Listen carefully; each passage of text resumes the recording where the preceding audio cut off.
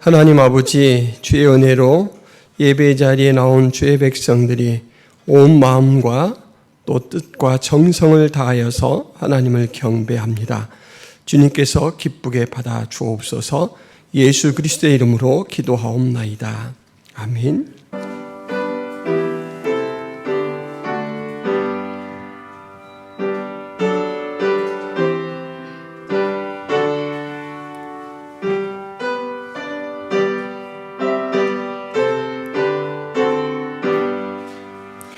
전능왕 오셔서 주 이름 찬송케 하옵소서. 영광과 권능의 성부여 오셔서 우리를 다스려 주옵소서. 강생한 성자여 오셔서 기도를 들으소서. 택하신 백성들 복 내려 주시고 거룩한 마음을 주옵소서. 위로의 주 성령 오셔서 큰 증거 주옵소서. 전능한 주시여 각 사람 맘에서 떠나지 마시고 계십소서. 성삼위일체께 한없는 찬송을 드립니다. 존귀한 주님을 영광 중 배웠고 영원히 모시게 하옵소서. 아멘. 여호와여, 어느 때까지니까 나를 영원히 잊으시니까.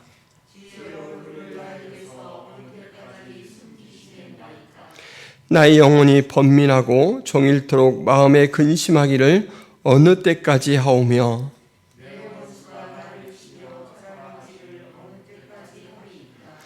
여호와 내 하나님이여, 나를 생각하사 응답하시고 나의 눈을 밝히소서.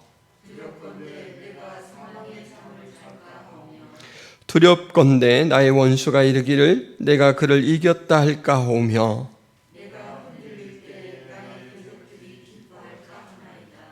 나는 오직 주의 사랑을 의지하였사오니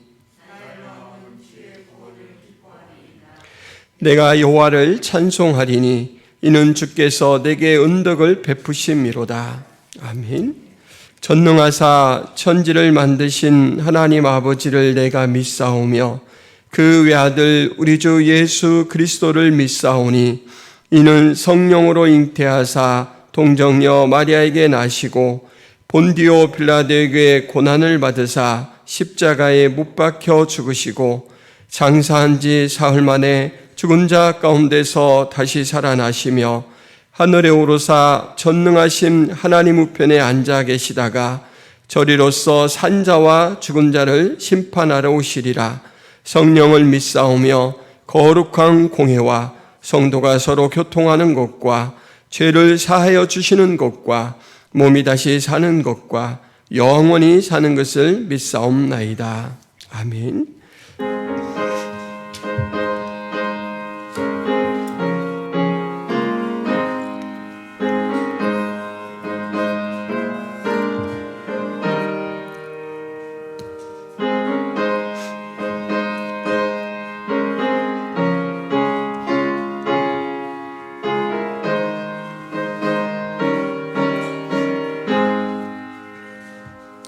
내 영혼의 극히 깊은 데서 맑은 가락이 훈련하네. 하늘 곡조가 언제나 흘러나와 내 영혼을 고이 싸네. 평화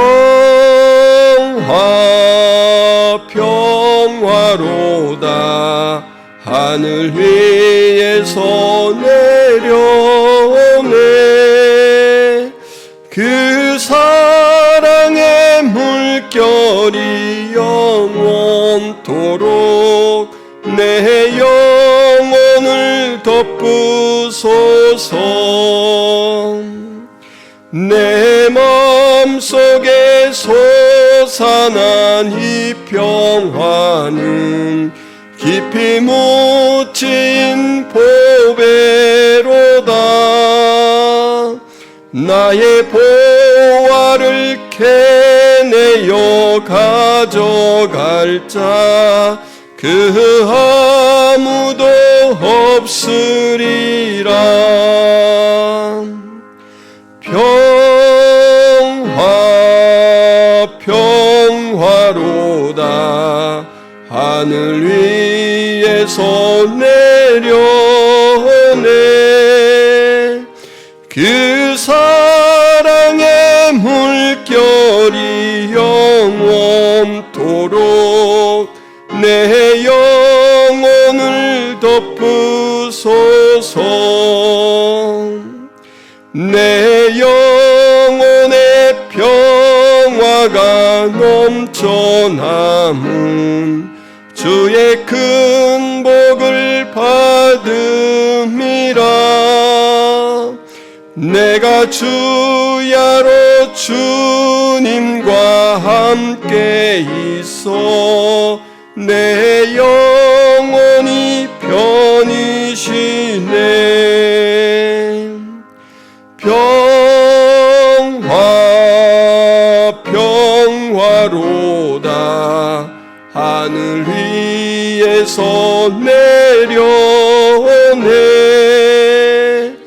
그 사랑의 물결이 영원토록 내 영혼을 덮으소서.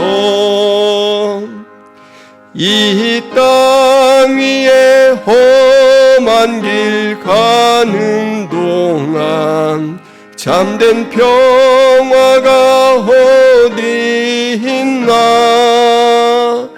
우리 모두 다 예수를 친구 삼아 참 평화를 누리겠네. 평화 평화로다 하늘 위에서 내려오네. 그 사랑의 물결이 영원토록 내 영혼을 덮으소서. 사랑과 자비가 무한하신 하나님 아버지, 우리를 지으시되 하나님의 형상을 담아 지으시고 영원토록 하나님과 복된 교제를 나눌 수 있는 자로 불러주신 은혜를 감사합니다. 우리가 죄와 허물로 죽었지만 예수 그리스도의 생명으로 다시 살리셔서 그 은혜와 그 사명으로 살게 하신 것 참으로 감사를 드립니다. 하나님, 그 마음으로 오늘 이 시간 저희들이 전심을 다해 하나님 앞에 경배하오니 하나님 앞에 드리는 감사를 받아 주옵시고 찬양을 기쁘게 연락하여 주옵소서. 하나님께서 저희에게 깨닫게 하신 지식을 따라서 교회를 위하여 또 여러 지체들을 위하여 나라를 위하여 중보하는 기도에 하나님 귀 기울이시고 가장 선한 방법으로 응답하여 주옵소서. 먼저는 이곳에 김포 성화교회를 세우신 주님의 목적이 바로 저희들을 통하여 성취되기를 원합니다. 이 교회 안에서 풍성한 사랑과 말씀과 성령의 교제 속에 저희들의 믿음이 자라가게 하시고, 또 하나님께서 이웃한 여러 영혼들과 만날 때 저들에게 복음으로 영향력을 끼쳐서 저들의 삶을 주 앞으로 인도하는 거룩한 사명을 감당하는 복된 교회가 될 수 있도록 도와주옵소서. 이를 위하여 우리가 시간이 날 때마다 무릎을 꿇고 하나님의 뜻을 구하게 하시고, 주님의 말씀으로 무장하게 하시고, 주님의 마음을 품고 나아갈 수 있도록 도와주옵소서. 모두가 깨어있는 전도자의 삶을 살아갈 수 있도록 도와주옵소서. 하나님, 무엇보다도 말씀을 가까이 하는 저희들이 되게 하여 주옵소서. 우리의 삶의 지표와 또 안내자가 될 이 말씀을 날마다 영적 양식으로 취할 수 있도록 도와주옵소서. 말씀 안에서 하나님의 존재와 하나님의 성품과 하나님이 하시는 일들을 생생하게 경험할 수 있도록 도와주옵소서. 그리하여서 말씀을 근거로 우리의 믿음이 더욱더 견고해지게 하여 주옵소서. 또한 하나님, 이 교회 안에서 서로 섬기라고 붙여주신 지체들을 뜨거운 마음으로 섬길 수 있도록 도와주옵소서. 하나님이 주신 귀한 은사와 달란트로 한 영혼 한 영혼을 섬기는 것이 우리의 기쁨이 되게 하시고 나의 비전이 될 수 있도록 도와주옵소서. 또한 우리의 관심이 교회 밖을 넘어가기를 원합니다. 하나님, 여러 가지 이유로 고통당하는 세상에 죽어가는 그 심령들을 돌아볼 수 있는 안목을 갖게 하시고, 하나님, 부르짖어 깨우던 선지자의 열정으로 저희들을 깨워낼 수 있도록 도와주옵소서. 또한 국가에 당면한 여러 가지 위기 상황들을 놓고 저희들이 함께 중보할 수 있도록 도와주옵소서. 이 땅의 교회가 바로 살아남으로 말미암아 하나님 나라도 세워지게 하시고 온 땅에 하나님의 은혜로 하나 되는 은혜가 있게 하여 주옵소서. 이 시간에도 언어와 문화가 다른 곳에서 오직 하나님의 생명의 복음을 나누고 하나님 그곳에 교회를 세우기 위해서 눈물로 씨앗을 뿌리는 선교사님들의 그 사역의 현장을 기억하여 주옵소서. 저희들에게 피할 길을 열어 주옵시고 하나님의 은혜로 중보하는 기도자들이 끊이지 않게 하시고 후원하는 또 후원자들이 끊이지 않게 하여 주옵소서. 모든 것들이 합력하여 선이 이루어지는 그러한 사역의 현장이 되게 하여 주옵소서. 이 시간에도 우리의 예배를 받아주실 것을 믿사오며 예수 그리스도의 이름으로 기도하옵나이다. 아멘.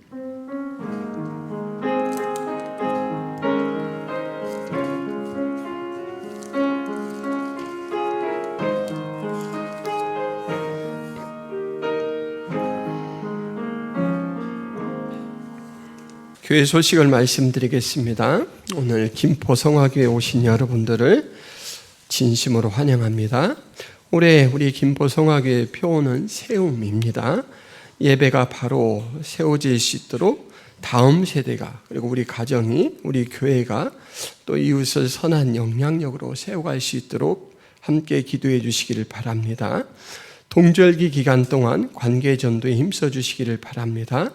부활주일이 4월 9일인데 지난 성탄절처럼 간단하게 또 이렇게 행사를 하려고 합니다. 찬양을 하고 성경 암송을 하려고 하는데 그 암송 구절이 고린도전서 15장 51절부터 58절입니다. 시간 나실 때마다 암송해 보시기 바랍니다. 천사도인 요양원 사역 24일 금요일에 있습니다. 말씀과 기도 사역을 통해서 복음이 증거되고 또 어르신들 하늘나라 위로와 소망이 있도록 그렇게 기도해 주시기를 바랍니다. 토요일 날 퀼트 모임이 있습니다. 그리고 아직 새 가정과 또 개인 기도 제목 적어내지 않으신 분들은 적어서 제출해 주시기를 바랍니다. 교회 중보기도에 동참해 주시기 바랍니다. 그동안 금요일 날 함께 기도했던 제목을 프린트를 해서 뒤에 준비를 해놨습니다. 가져가셔서 개인 기도 시간에 함께 보시면서 기도해 주시기를 바랍니다. 그 내용과 아울러서 앞에 말씀드린 부활주일 암송 구절 같이 이렇게 복사를 해놨습니다. 후원하는 선교사님, 이 길 한마음, 김경민, 목향이 선교사님이 위해서 기도해 주시기 바랍니다. 김포 성화교회 예배는 유튜브 창에 김포 성화교회를 치시면 언제든지 함께 하실 수 있습니다. 이상입니다. 요셉의 형제들이 그들의 아버지가 죽었음을 보고 말하되 요셉이 혹시 우리를 미워하여 우리가 그에게 행한 모든 악을 다 갚지는 아니할까 하고 요셉에게 말을 전하여 이르되 당신의 아버지가 돌아가시기 전에 명령하여 이르시기를 너희는 이같이 요셉에게 이르라 내 형들이 내게 악을 행하였을지라도 이제 바라건대 그들의 허물과 죄를 용서하라 하셨나니 당신 아버지의 하나님의 종들인 우리 죄를 이제 용서하소서 하매 요셉이 그들이 그에게 하는 말을 들을 때에 울었더라. 그의 형들이 또 친히 와서 요셉의 앞에 엎드려 이르되 우리는 당신의 종들이니이다. 요셉이 그들에게 이르되 두려워하지 마소서 내가 하나님을 대신하리이까 당신들은 나를 해하려 하였으나 하나님은 그것을 선으로 바꾸사 오늘과 같이 많은 백성의 생명을 구원하게 하시려 하셨나니 당신들은 두려워하지 마소서 내가 당신들과 당신들의 자녀를 기르리이다 하고 그들을 간곡한 말로 위로하였더라. 아멘. 제가 청년 때 신앙생활을 하게 되었다라는 이야기를 듣고 친구 한 명이 저를 찾아왔습니다. 그 친구가 제게 이런 말을 해줬어요. 자기에게는 교회에 다니는 고모가 한 분 계시다라고 합니다. 할아버지 제사 때가 되면 이 고모가 서울에서 지방으로 내려오신대요. 그런데 교회를 다니니까 제사는 지내지 않고 이제 함께 하다가 돌아가시는데 그 댁에 머무는 동안 단 한 끼 식사도 하지 않는데요. 이 고모에게는 오빠가 되는 친구의 아버지가 교회 다니는 사람은 제사상에 오른 음식은 먹지 않으니까 새 음식으로 좀 먹도록 장만해줘라 라고 해서 그렇게 제사하고는 무관한 음식을 차려주는데도 안 먹는데요. 이 오빠가 오랜만에 만난 동생을 어떻게 해서든 정성껏 마련한 음식을 좀 먹이고 싶은데 매번 그러니까 고모가 가고 나면 이 오빠 된 친구의 아버지가 속이 많이 상해서 괴로워하신다는 거예요. 이것을 지켜본 친구는 아니 내가 교회에 다니시니까 제사를 지내지 않는 것은 이해하겠어. 그런데 왜 음식을 먹지 않고 가시냐고. 우리 가족들의 성의를 그렇게 무시해도 되는 거야? 우리 아버지를 그렇게 속상하게 만들어도 되는 거야? 이렇게 이야기하면서 차라리 오시지 않았으면 좋겠어. 이런 말을 해요. 여러분이 친구에게 이런 이야기를 들으셨다면 어떤 말을 해주고 싶으십니까? 고린도전서 8장 8절에 보면 음식은 우리를 하나님 앞에 내세우지 못하나니 우리가 먹지 않는다고 해서 더 못 사는 것도 아니고 먹는다고 해서 더 잘 사는 것도 아니니라. 이 말씀은 이제 당시에 우상의 제단에 먼저 음식들, 고기를 잡으면 제사를 먼저 바치고 시장에 나온, 그래서 시장에서 사온 음식도 항상 우리가 좀 이방신의 제단에 드려진 것, 이것을 의식하고 먹어야 되는 그 시대적 배경 속에서 하는 말입니다. 저는 이 고모를 만약에 만나게 된다면 고모님 제발 음식을 드시고 가세요. 이렇게 말씀을 드리고 싶어요. 여러분, 우리 그리스도인은 평화의 소식을 전하는 사자입니다. 하나님의 뜻을 정확하게 이해하고 바르게 행동해야 복음에 거치는 자가 아니라 복음의 다리의 역할을 감당할 수가 있습니다. 잘못된 판단으로 지금 한 집안에 얼마나 큰 갈등을 일으킵니까? 그 친구는 지금도 예수님을 믿지 않아요. 이 영향이 아마 클 거예요. 여러분, 영혼을 실족시키게 하는 일, 이것은 우리가 참 신중하게 생각하고 바로잡을 필요가 있습니다. 특별히 가족 간에는 큰 문제도 작게 되는 경우도 있고 작은 문제지만 크게 되는 경우도 발생합니다. 혈연이라는 또 결혼이라는 특별한 이제 관계 때문에 쉽게 포용이 되기도 하지만 가까운 관계이기 때문에 오히려 작은 분쟁의 불씨도 큰 상처로 작용을 할 수가 있습니다. 그래서 항상 가족들에 대해서는 오히려 가까울수록 좀 더 배려하고 조심할 필요가 있습니다. 오늘 이제 우리가 살펴보는 요셉의 가정이 참 어렵습니다. 요셉은 매우 복잡한 가정 관계 때문에 끊임없이 갈등이 발생하는 그 위기 상황 속에서 태어납니다. 아버지는 야곱 한 명인데 어머니는 4명입니다. 2명은 이제 요셉의 친모와 그 자매인 레아라는 이 자매간이고 2명의 어머니는 이 2사람에게 딸려있던 이 몸종이었습니다. 그러니까 가족 어머니로 이렇게 모시고 있는 분이 한 분은 어머니의 언니고 또 2명은 어머니와 또 큰어머니의 종되었던 사람들입니다. 그러니까 이 배달은 이제 상황 속에서 태어난 이 형제들, 남자가 총 12명이고 성경에는 여자가 1명이 나옵니다. 이 사람들 사이는 또 어떻겠습니까? 분쟁이 끊이지 않고 서로 갈등이 계속 반발하죠. 여러분, 야곱은 이 큰어머니 레아를 사랑하지 않습니다. 왜냐하면 요셉의 어머니를 너무너무 사랑하기 때문에 이제 본인에게는 외삼촌 관계에 있는 사람에게 딸을 주면 제가 7년 동안 봉사하겠습니다 라고 해서 결혼을 하게 됐는데 자고 일어났더니 그 사랑하는 여자가 아니고 위에 있는 언니를 신방에 넣어준 거예요. 속아서 결혼했습니다. 사랑도 없는데 결혼이 된 거예요. 그러니까 야곱이 볼 때는 외삼촌이 괘씸하고 그리고 이 레아는 알력이 참 안 좋다고 했습니다. 눈이 이렇게 좀 시력이 안 좋다라는 의미도 있겠지만 아마 이제 이쁜 얼굴은 아니었을 거다 이렇게 이제 사람들이 생각을 해요. 그래서 이 야곱은 큰어머니 레아에 대해서 미워하는 감정을 아주 노골적으로 드러냅니다.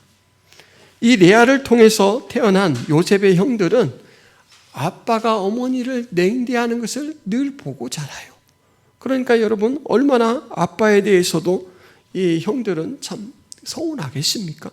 그런데 종들 출신 어머니를 한번 생각해 보세요. 이분들은 더 하겠죠. 야곱은 아내와 그들의 자식에 대한 차등을 아주 분명하게 합니다.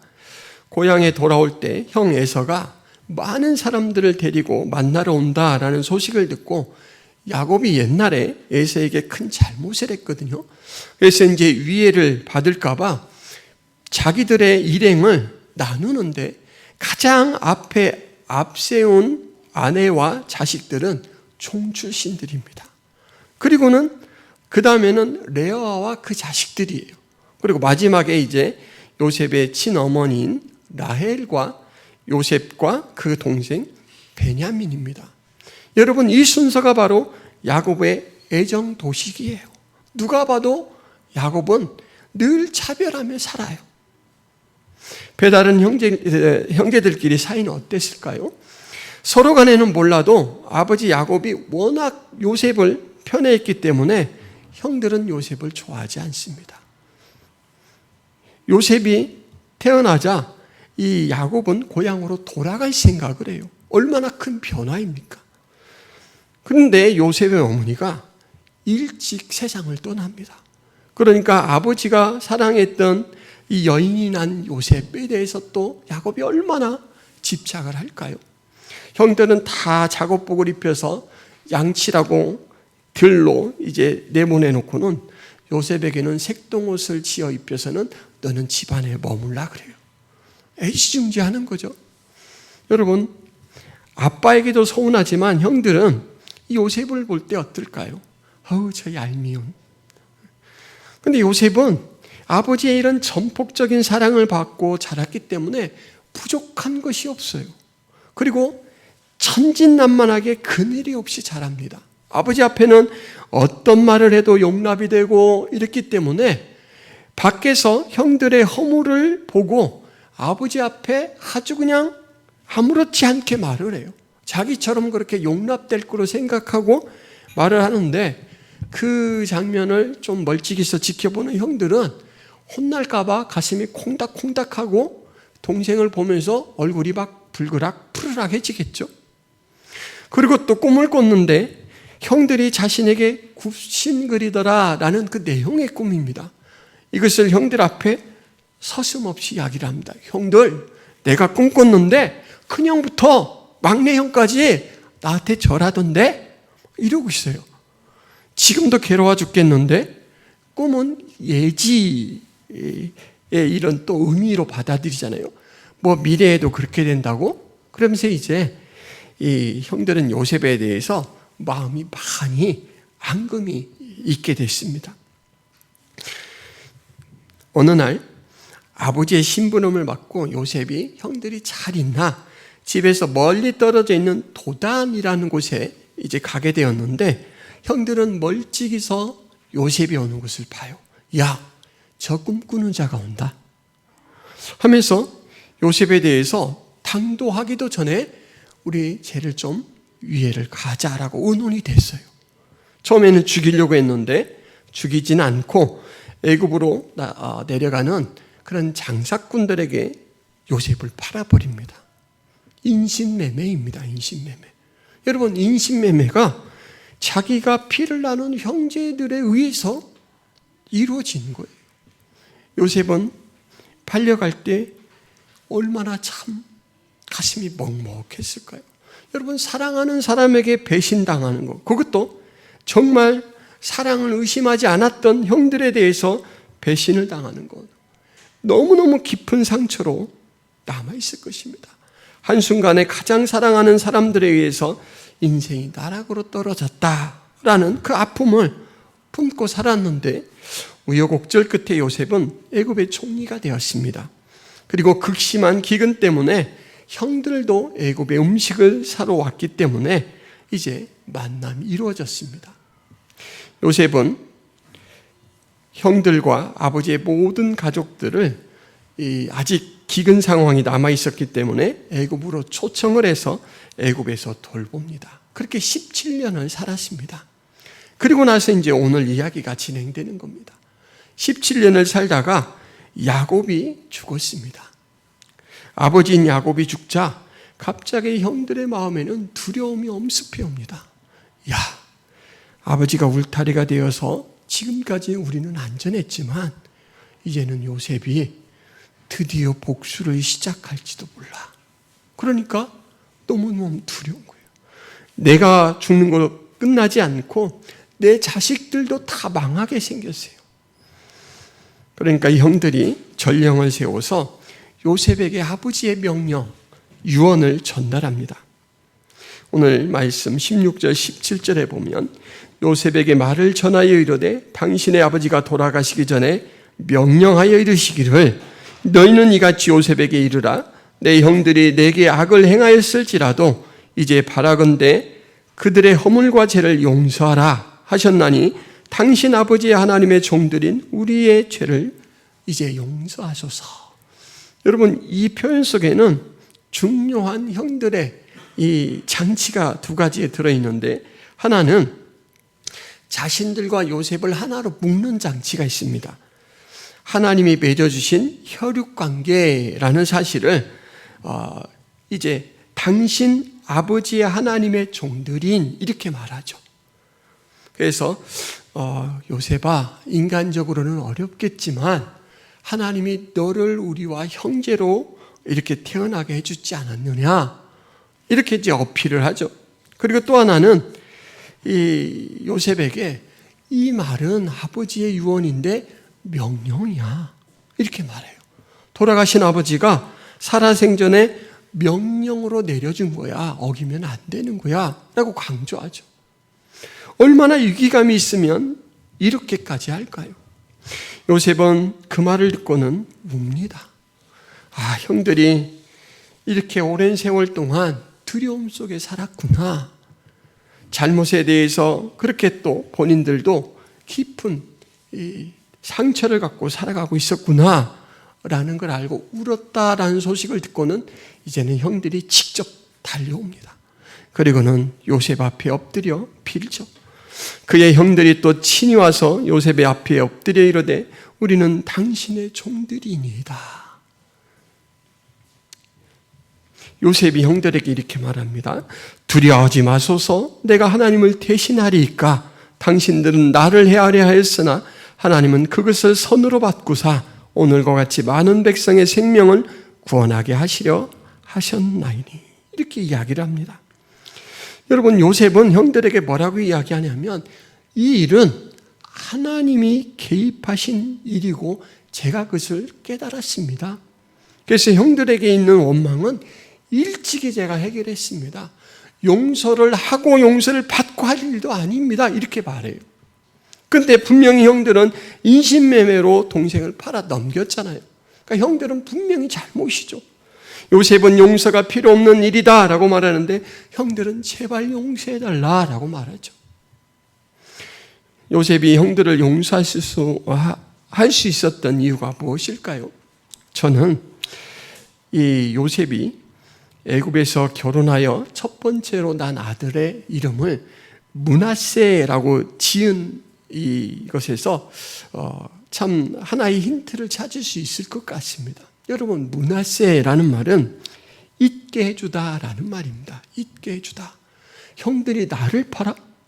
아니, 아버지의 한 피추를 타고 난 형들이 나를 이렇게 해서 막 잠도 안 오고 너무너무 분해서 막 주먹이 저절로 쥐어져던 이런 요셉이 결혼을 하고 아들을 낳았더니 아들과 아버지의 관계, 형제와 형제의 관계에 대해서 새로운 인식이 생깁니다. 이제 자기는 무한한 사랑을 받고 자라 이렇게 그늘이 없는 사람으로 컸지만 형들은 아버지의 차별 때문에 얼마나 가슴에 멍이 들며 자랐을까? 형들의 입장에서도 좀 생각해 볼 수가 있는 것이죠. 내가 이 아들을 낳고 보니까 이 아들과 아버지의 관계는 정말 거칠 것이 없는 친밀한 관계라서 내 생명을 떼서라도 주고 싶은 그러한 관계인데 아버지는 어떤 자식에게는 그렇게 대하고 나에게는 그렇게 안 돼요. 나에게는 과하게 화를 내시고 과하게 엄하게 단도리를 하셔요. 내 어머니에게는 너무너무 차별을 가하시고 요셉의 어머니에게는 너무나 호의적이에요. 그것을 보고 자랐으니 형들이 얼마나 매 순간 가슴이 압박했을까. 이것을 요셉은 드디어 생각한 거예요. 그래서 이제 므낫세를 낳고는 그래, 형들의 마음을 헤아리고 나니까 그들의 행동도 이제는 잊을 수 있겠구나, 이런 마음이 들었겠죠. 그래서 잊게 해주다라는 것을 아들의 이름으로 지어줬습니다. 그리고 아버지 야곱이 또 이제 요셉을 만나서 특별한 보상을 해줍니다. 야곱은 요셉의 두 아들, 애굽에서 낳았던 이 에브라임과 므낫세 두 아들을 자기의 아들로 그렇게 삼겠다라고 요셉에게 말하죠. 이 말은 아들로 삼겠다라는 것은 자기의 기업을 요셉에게는 두 몫으로 주겠다라는 것입니다. 이것은 장자에게 주는 방식이거든요. 그러니까 요셉아, 내가 우리 집안에 장자의 역할을 한 것을 인정한다라는 거예요. 창세기 48장 5절 6절에 보면 내가 애굽으로 와서 내게 이르기 전에 애굽에서 내가 낳은 두 아들 에브라임과 므낫세는 내 것이라. 르벤과 시므온처럼 내 것이 될 것이요 그들의 유산은 그들의 형의 이름으로 함께 받으리라. 이렇게 말하죠. 그리고 나서 이제 오늘 우리가 살펴본 말씀처럼 당사자들의 진심 어린 사과가 있었습니다. 그런데 여러분, 뭐니 해도 요셉이 형들을 용서할 수 있었던 것은 바로 이 일이 하나님의 섭리 가운데 이루어진 일이다라는 깨달음이 있었기 때문입니다. 요셉은 애굽에 양식을 사러 온 형들로부터 절을 받았습니다. 애굽의 총리로만 알고 절을 했지만 그 꿈이 실현되는 것을 보았어요. 아, 하나님의 섭리는 사람의 상황과 무관하게 성취되는구나, 이것을 알았습니다. 경험적으로. 또 하나, 두 아들을 축복해 주는데 야곱이 이제 병이 들어서 죽게 생겼다라는 이야기를 듣고 에브라임과 므낫세를 데리고 가서 축복을 받는데 오른쪽이 항상 능력도 인정받는 쪽이잖아요. 그래서 요셉은 그 오른쪽으로 이제 장자가 가도록 이 장치를 해서 앞에 세워주는데 요셉이 이렇게 축복을 하는 게 아니고 이렇게 축복을 합니다. 그러니까 요셉이 아버지에게 아버지 장자에게 왼손이 갔어요. 이렇게 이야기를 바로 잡아주려고. 그랬더니 야곱이 눈이 어두운 사람이지만 안 보여서 그런 게 아니다라는 것을 밝혀줘요. 나도 안다. 나도 안다. 차자에게도 하나님께서 큰 한 족속을 만들어 줄 것이다. 그렇지만 장자의 축복은 바로 이 아이에게 가는 것이다 라고 하나님의 그 뜻을 자신을 통해서 전달을 해주고 있습니다. 요셉은 이 두 가지로 하나님의 섭리가 세상 가운데 성취되는 것을 경험해요. 나는 혈육으로 난 장자를 앞세우고 싶지만 하나님께서는 차자를 장자로 쓰시는구나 라는 것을 이제 경험하고, 또 하나는 나는 종으로 팔려서 도저히 회복 불가일 것 같은 그런 상황 속에서도 하나님은 나에게 주었던 그 예지의 꿈을 성취해 가시는구나, 이걸 경험해요. 여러분, 이것을 경험했기 때문에 요셉은 마음에 여유가 생기죠. 하나님은 어떤 인간적인 이 어려운 상황이나 장애도 다 극복하시고, 심지어는 사람의 악한 의도나 방법들까지도 얼마든지 하나님의 선한 역사가 진행되는 방향으로 쓰실 수 있다, 이것을 확인하고 나니까 그런 하나님 앞에 다 맡길 수 있는 것이죠. 여러분, 사실 일방적으로 참는 것만으로는 갈등을 해결할 수가 없습니다. 지금 지진이 곳곳에 일어나서 많은 어려움을 이제 끼치고 있는데, 여러분, 지진은 지각판이 서로 충돌하고 밀면서 발생하는 에너지가 축적됐다가 발산하면서 발생하잖아요. 이 에너지가 발산되지 못하고 축적되면 나중에 한꺼번에 이것이 발산되면서 큰 지진이 발생합니다. 마찬가지로 우리가 억누르기만 해서는 진정한 용서를 못하고 나중에는 이것이 더 크게 문제를 일으킬 수가 있습니다. 여러분, 진정한 용서는 은혜를 받을 때 가능합니다. 내 문제에서 하나님의 문제로 옮겨졌을 때 가능하죠. 하나님께서 얼마든지 하나님의 섭리로 인간의 의도보다 앞세우신다, 이것을 여러 차례 요셉은 경험했는데, 여러분, 창세기 20장에 보면 아브라함과 사라의 이야기 속에서도 그것을 살펴볼 수가 있죠. 흉년이 들어서 그랄 땅에 내려가 살게 되었습니다. 그런데 아브라함이 그랄 땅에 들어가면서 아내 사라에게 뭐라고 부탁을 하냐면, 이곳에서는 아내라고 하지 말고 내 누이라고 하자. 왜냐하면 이 지역 사람들이 이쁜 여자를 보면 남편을 죽이고 빼앗아 가거든요. 그러니까 아브라함이 자신의 생명 위태할 것을 염려해서 이런 약속을 하고 가요. 아니나 다를까 아비멜렉이 예쁜 사라를 데리고 갑니다. 그런데 그 밤에 하나님께서 아비멜렉의 꿈에 나타나죠. 현몽하셔서 이렇게 경고합니다.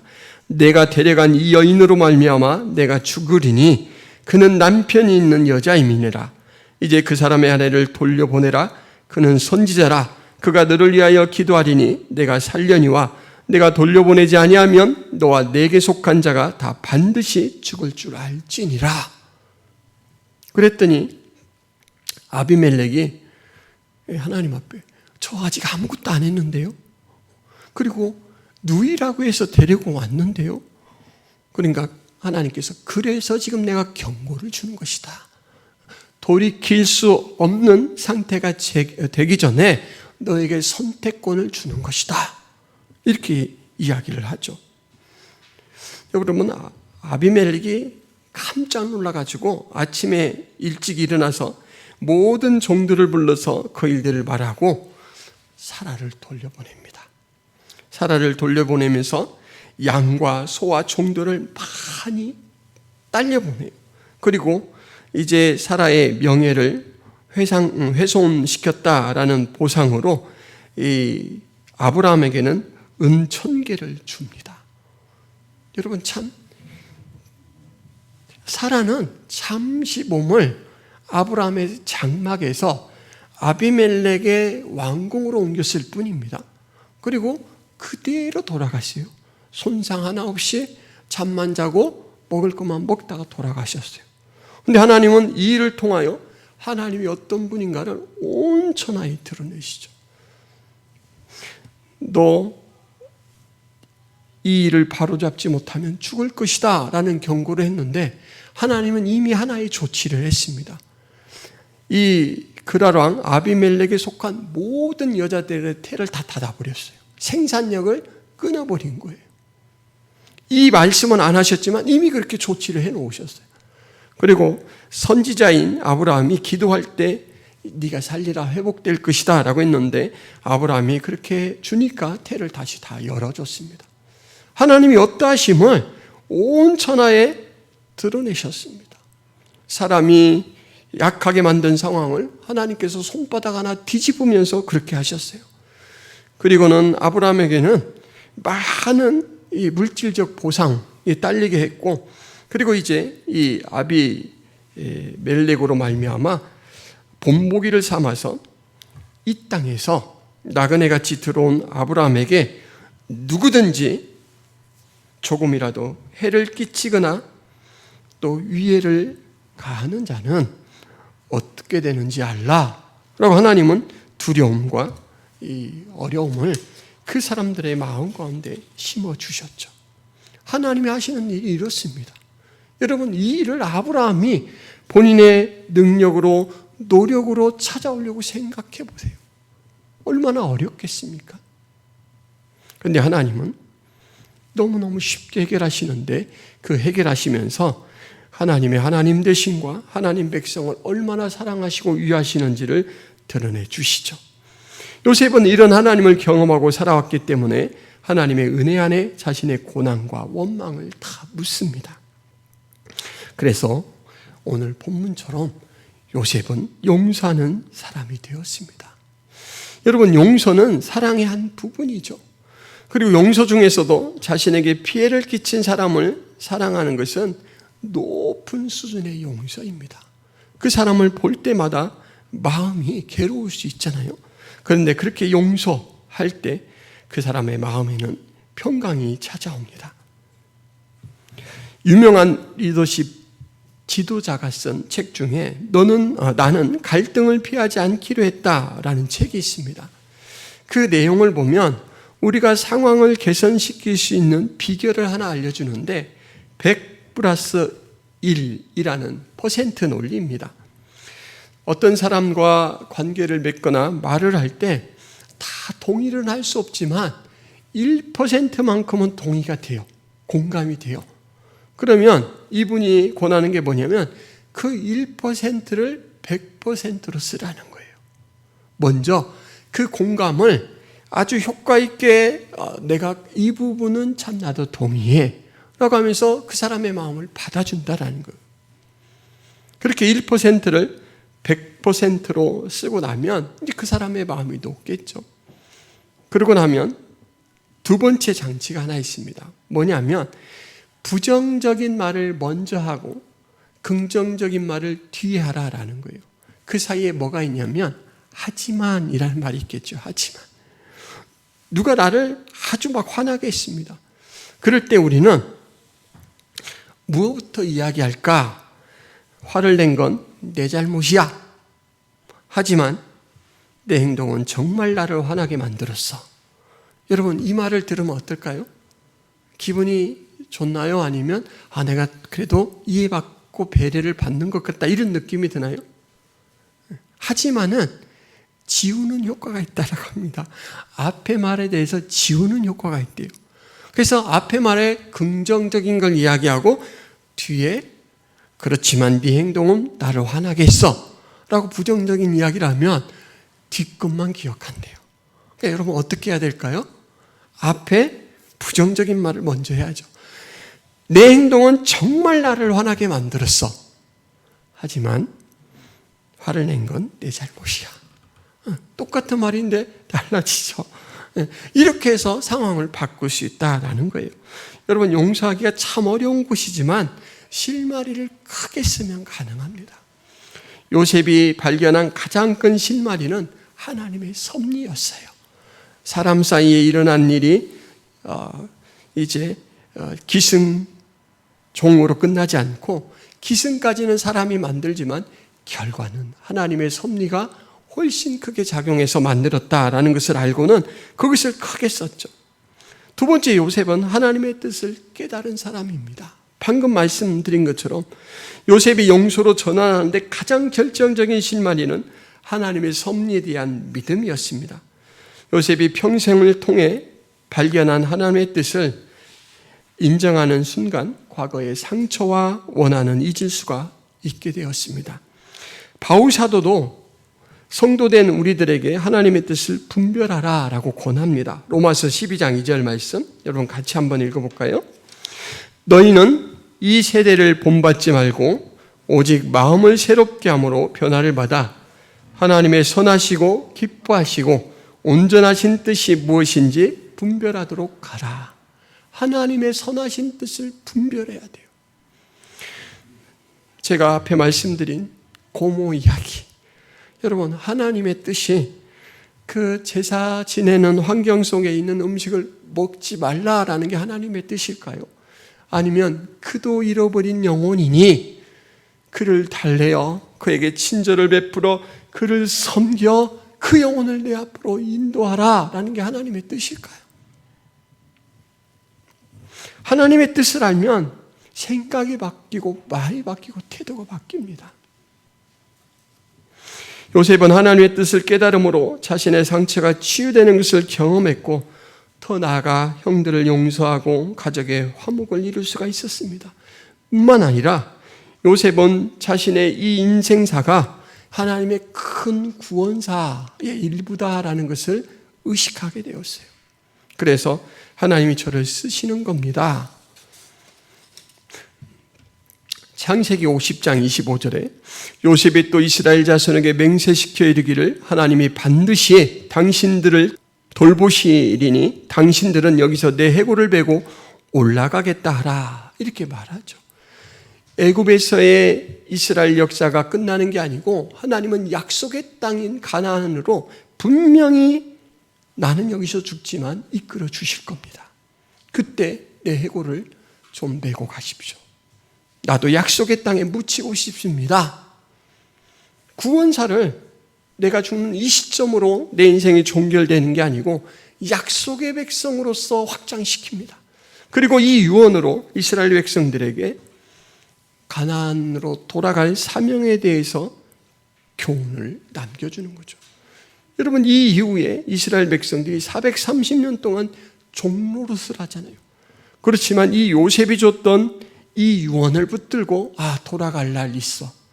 지금은 종이지만 하나님은 언젠가는 돌아가게 하실 거야. 이 소망을 가지고 살 수 있도록 되죠. 여러분 이 요셉은 예수 그리스도의 예표의 사람이죠. 팔렸지만 구원자로서 기능하시는 분. 요셉이 팔린 가격과 예수님이 팔린 가격이 동일합니다.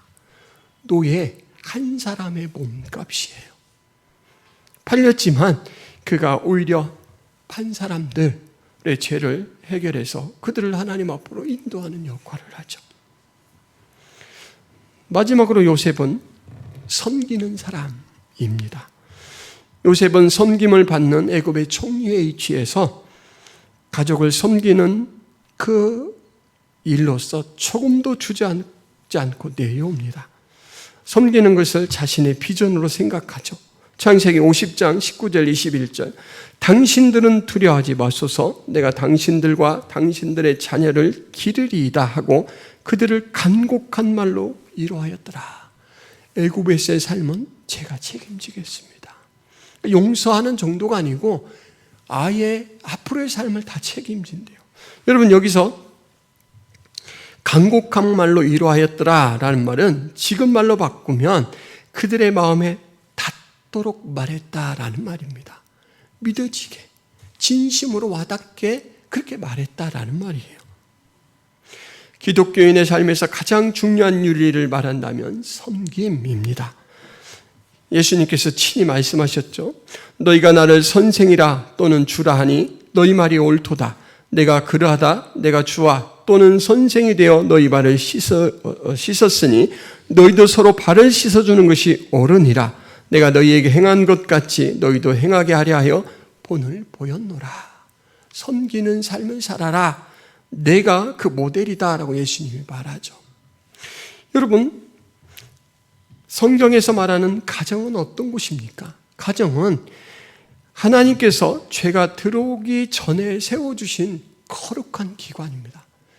가정은 생육하고 번성하라라는 하나님의 문화명령을 성취하는 가장 기본적인 조직체이고, 그곳에서 하나님에 대해서 배우고 신앙인으로서 어떤 삶을 가지고 어떤 삶의 자세를 가지고 살아가야 될까라는 것을 교훈받는 곳입니다. 그래서 유명한 청교도 목사님인 매더라는 목사님은 가정은 교회와 국가의 양성소입니다 이렇게 말했습니다. 가정이 바로 서지 않으면 교회도 바로 설 수 없고 국가도 바로 설 수 없습니다. 여러분, 가정을 지키는 일에 여러분 정말 최선을 다해야 됩니다. 가정을 지키는 일은 믿음의 일 중에 믿음의 일입니다. 그렇기 때문에 가족 관계 속에서 무엇이 갈등 원인인가 이것을 알고 해결하려고 하는 노력도 여러분 의도를 가지고 찾아야 됩니다. 유명한 이 가족 갈등에 대해서 이제 강의를 하는 강사분이 가족 갈등의 원인을 3가지로 이야기를 했습니다.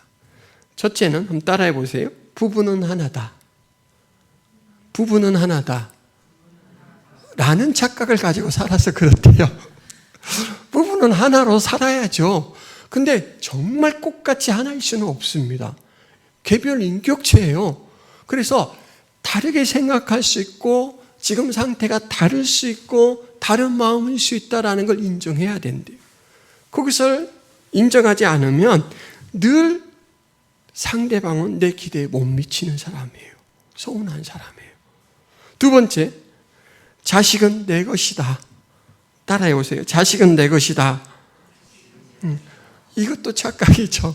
여러분, 청소년기에 자녀를 보내보면서 이 착각은 쉽게 벗어버릴 수 있죠. 내 것인 듯 내 것 아닌 듯 내 것인 자식이에요. 웃는 분들은 조금 의심스럽습니다. 자식에 대해서 부모가 놓을 수 있어야 돼요. 때가 되면 경제적 독립, 정서적 독립, 육체적 독립에 대해서 부모가 받아들일 수 있어야 됩니다. 그렇지 않고 집착하면 늘 싸움이 일어나죠. 마지막으로 또 한번 따라해 보시기 바랍니다. 부모는 어른이다. 부모는 어른이다. 이것도 착각이래요. 여러분, 사람이 한국 사람이 특히 출생서열로 어른 서열을 정해요. 그런데 나이가 많다고 무조건 어른 노릇을 할 수 있는 게 아닙니다.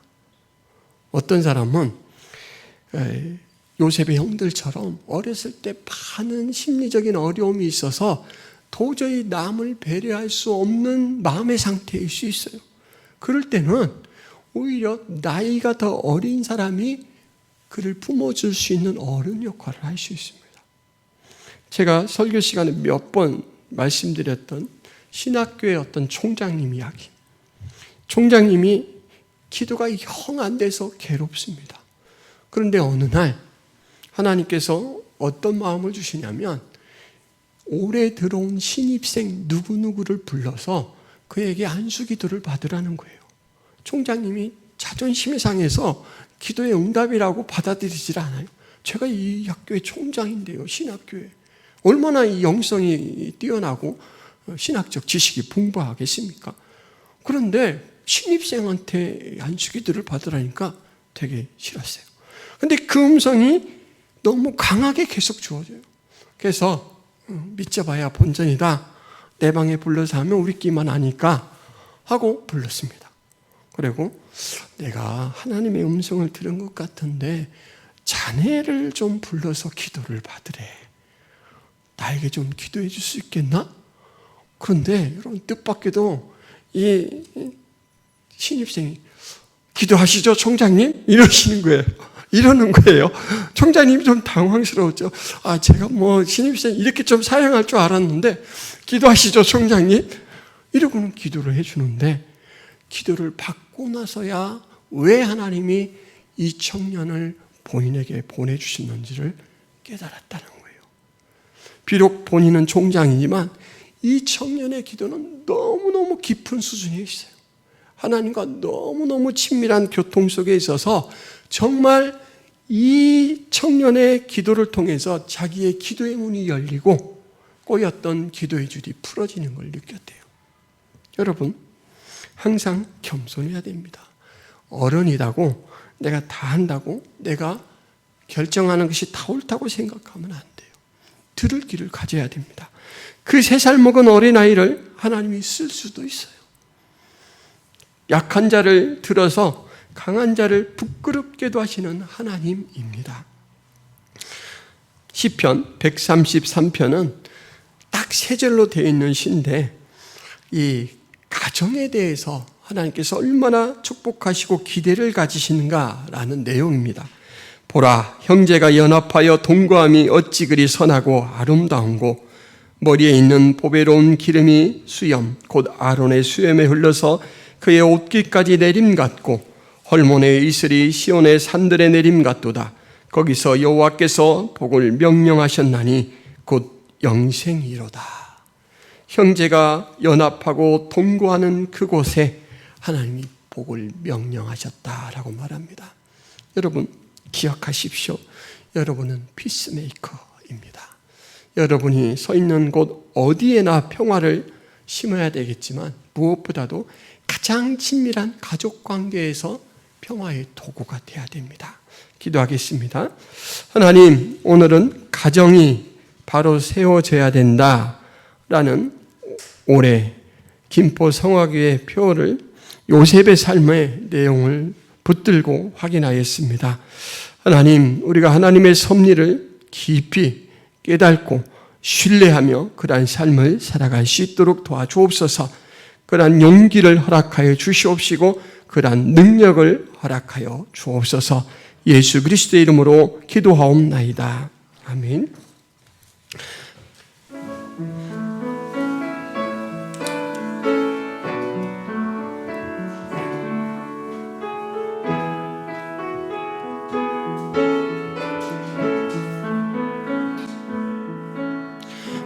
너의 하나님 여호와가 너의 가운데 계시니 그는 구원을 베푸실 전능자시라.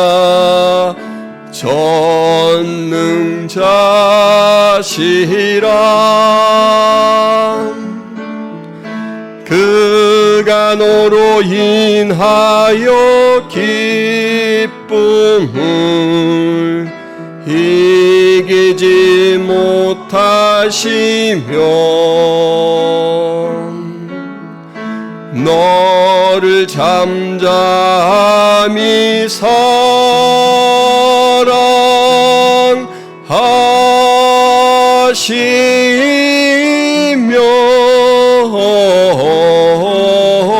즐거이 부르며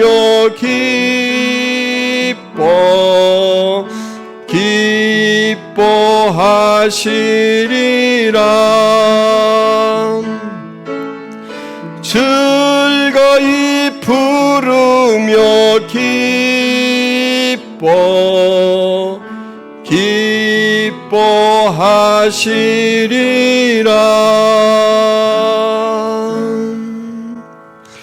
하나님 아버지, 주님 앞에 나오며 헌금을 구별하여 드립니다. 우리의 온 마음과 정성을 담아드리는 헌금을 기쁘게 받아 주옵소서. 항상 헌금뿐만 아니라 하나님이 주신 생명과 달란트를 통해서도 믿음을 고백할 수 있는 저희들이 될 수 있도록 도와주옵소서. 바치고 드리는 손길과 마음을 축복하셔서 하나님의 귀한 것으로 채우게 하시고 또 그것을 사용하며 다시금 하나님 앞에 영광을 돌리고 하나님의 일에 수종드는 기쁨을 누릴 수 있도록 도와주옵소서. 이제는 예수 그리스도의 은혜와 하나님 아버지의 크신 사랑과 성령 하나님의 감화 교통의 역사가 김포 성화교회 모든 성도들 머리 위에, 하나님의 사랑하는 백성들 머리 위에 이제로부터 영원토록 함께 있을지어다. 아멘.